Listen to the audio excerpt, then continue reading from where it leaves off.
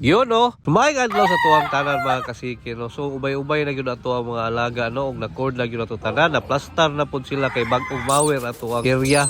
Ato na gyud ning naandan no nga paghuman og grass cutter ato na dayon ni silang silhigan. Kay nindot magud kayo tan-aw no nga limpyo atong area og hapsay kaayo. Bahala lang yun og dili kay dako kayo atong manukan, basta ka importante hapsay. Pagkahuman na lang po nato panglimpyo diha, ato na lang po ning ipang-record ang ato ang mga stag. Sa mga nakahinumdum sa una sa ato ang mga videos, ato lang yung kauban kani atong anak nga ikaduha. Importante mo kayo ni mag-record ta sa ato ang mga alaga aron masuta nato ang ilahang mga wingman number ug ang ilahang mga bloodline ug ilahang markings. Aron na lang pod mapadali nato atong proseso pag naay mangutana nga buyer kung unsa nga bloodline ang ilahang mga gusto, natay makarekomenda. Kay naisgutan man nato ang mga buyer, abang-abang na lang sa gyud sa ato ang mga post kay dili pa gyud kay ko kabaligya ron kay napa ko ginapaabot. Unya sa katong mga bitor na to mga tayador sa ato ang parapos, so abang-abang lang gyud ta mga kasikin nga ato lang yun ihanay tanan. Unya sa dili pa ni mahuman ni atong video, magpasalamat lang ko sa Lockwood Drug Incorporation or LDI sa ilang suporta sa ato. Labi na sa ato ang ginagamit nga page nga Yamado Gimpaul page. Kay dili gyud kalimon nga dako kaysa natabang sa ato ang pagmanok. Unya sa katong mga higala nato no nga nangandoy pud nga magkamanukan, bahala gamay lang. So ayaw lang yun mog undang no nya, buna ra gyud ta permente. God bless.